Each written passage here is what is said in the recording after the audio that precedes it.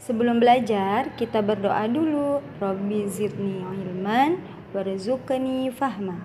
Ya Allah, tambahkanlah ilmuku dan berilah kepahaman kepadaku. Amin.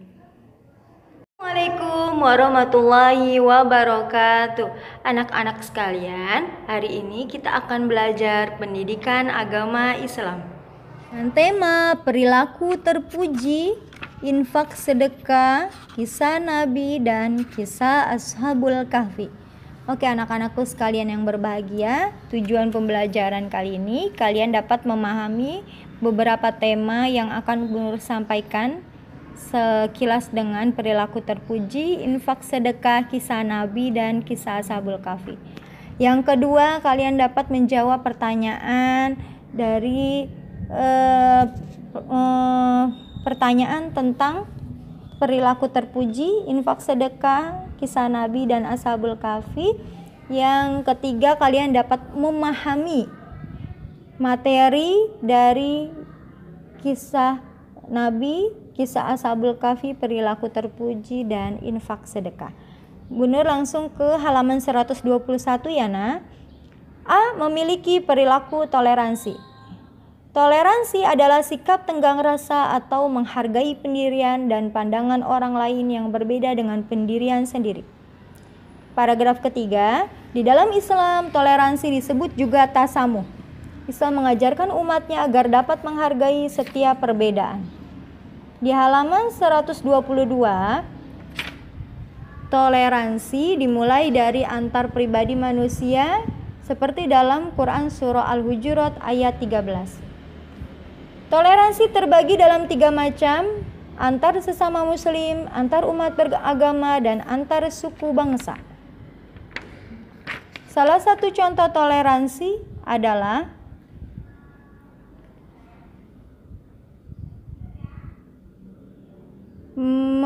merupakan keharusan mewujudkan persaudaraan yang terikat oleh tali akidah, yaitu dalam kegiatan Isra Mi'raj.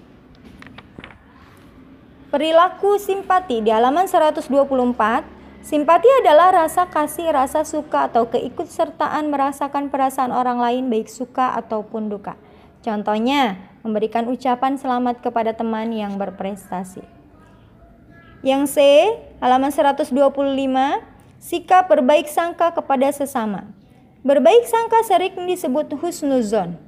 Berbaik sangka kepada sesama artinya beranggapan baik kepada orang lain yang belum tahu keadaan sesungguhnya. Di dalam Al-Quran, surah Al-Hujurat ayat 12 telah dijelaskan sebelumnya. Oke, nah kita langsung ke bab infak dan sedekah di halaman 135. Infak adalah mengeluarkan sebagian harta benda yang dimiliki menurut ajaran agama Islam untuk kemaslahatan. Infak boleh dilakukan ketika lapang maupun sempit. Dalam infak tidak ada batas minimal harta yang wajib disedekahkan. Itu ada di dalam surah ayat 100 surah Ali Imran ya, ayat 134. B. Pengertian sedekah. Halaman 136 boleh digarisin. Sedekah adalah memberikan sesuatu kepada orang lain dengan penuh keikhlasan dan hanya mengharap pahala dan ridho Allah. Pemberian sedekah bisa berupa harta, ilmu, ataupun doa. Jadi pemberian sedekah tidak cuma dengan uang atau harta, tapi bisa berupa ilmu ataupun doa. Banyak hadis yang menjelaskan tentang sedekah. Kita lanjut ke halaman 145, kisah Nabi Yunus. Nabi Yunus alaihi salam adalah nabi yang diutus kepada penduduk negeri Ninawa. Ia ditolak dakwahnya sehingga melarikan diri atau pergi ke sebuah pantai untuk berlayar. Namun ketika berlayar, ada nakhoda yang bilang bahwa ada seorang pelarian di sini yang tidak diterima oleh kapal sehingga harus terjun ke laut. Maka Nabi Yunuslah yang terjun lalu ditelan ikan paus.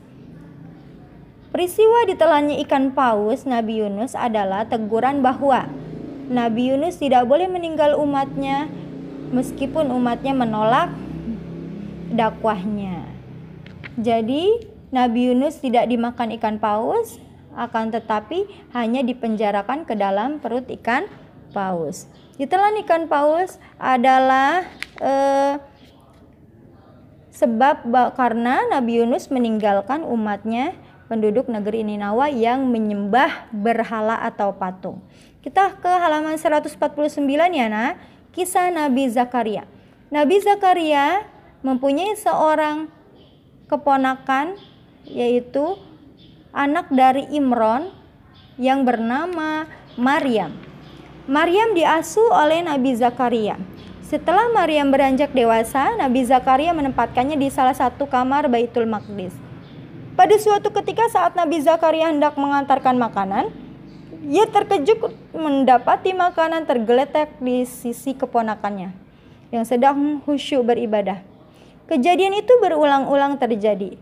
Pada suatu hari setelah melihat Maryam selesai ibadah, Nabi Zakaria menghampirinya dan bertanya, "Wahai Maryam, dari manakah datangnya makanan itu?" Jadi Maryam itu bukan seorang nabi, tapi Allah muliakan karena ibadahnya yang luar biasa. Maryam juga termasuk orang yang mulia karena dia adalah ibu dari Nabi Isa. Kita lanjut ke halaman 159 ya nak, kisah Nabi Yahya. Nabi Yahya adalah anak dari Nabi Zakaria. Nabi Zakaria berlanjut usia ketika berhasil mendapat anak yaitu Nabi Yahya. Nabi Yahya lahir melalui doa yang bersumber dari hati Nabi Zakaria yang suci dan tulus. Nabi Yahya merupakan anak yang soleh dan bersih hatinya sehingga ia sempat melawan raja yang bernama Herodus dan menikahi anak raja bernama Herodia. Kita langsung ke halaman 162 ya nak, kisah Nabi Isa alaihi salam. Nabi Isa alaihi salam adalah putra Maryam yang dilahirkan tanpa seorang ayah. Dan Nabi Isa adalah nabi yang akan dibangkitkan ketika yaumul kiamah. Jadi Nabi Isa sebenarnya tidak meninggal ya nak. Nabi Isa adalah putra dari Maryam binti Imron. Kita ke halaman 175 ya, kisah Ashabul Kahfi. Ashabul Kahfi artinya penghuni gua. Ashabul Kahfi adalah kisah 7 pemuda beriman yang hidup pada masa kerajaan Romawi atau Raja Dikianus yang pada waktu itu tidak adil atau zalim, dan 1 ekor anjing yang tertidur di dalam gua selama 309 tahun. Ketika dia bangun, maka keadaan sudah berubah. Allah merubah keadaan selama 309 tahun, dia baru bangun dan dia berada dalam kerajaan yang adil.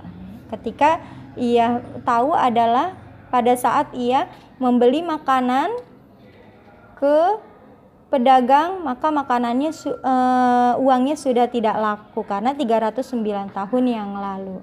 Oke nah, untuk lebih jelasnya lagi boleh dibaca buku paketnya dari Perilaku Terpuji sampai Kisah Ashabul Kahfi, dan latihannya boleh dikerjakan pilihan gandanya saja sampai halaman 181 ya, dari halaman 130 130 sampai halaman 181 pilihan ganda saja untuk menghadapi PAT latihannya. Lalu kirim ke nomor WA Bu Nur 1 sampai 10 aja pilihan gandanya. Sekian pembelajaran kali ini, semoga dapat dipahami ya nak. Kurang lebihnya Bu Nur mohon maaf. Wassalamualaikum warahmatullahi wabarakatuh. Setelah belajar, kita berdoa dulu. Subhanakallahumma Wa bihamdika asyhadu an la ilaha illa anta astaghfiruka wa atubu ilaik.